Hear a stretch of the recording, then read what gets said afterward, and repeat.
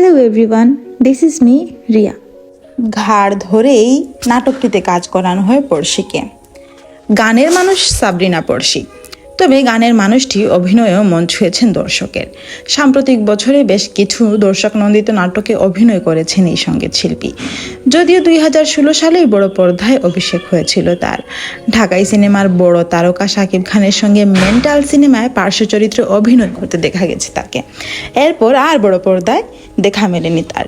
তবে সাম্প্রতিক সময়ে নাটকে অভিনয় করলেও বড় পর্দা নিয়ে পড়শির ভাবনা বা পরিকল্পনা কি, এমন প্রশ্নে গায়িকার সাফ জবাব, সিনেমায় কাজের আগ্রহ তার একদমই নেই। একটি বেসরকারি টেলিভিশনকে দেওয়া সাক্ষাৎকারে পড়শি বলেন অভিনয়টা শুধু নাটকের মাধ্যমে সীমাবদ্ধ রাখতে চান তিনি, এর বাইরে আর তাকে দেখা যাবে না। তিনি বলেন, নাটক পর্যন্ত ঠিক আছে, নাটকের ক্ষেত্রে 3-4 দিনের কাজে সে সময়টুকু নেওয়ার ক্ষমতা আমার রয়েছে।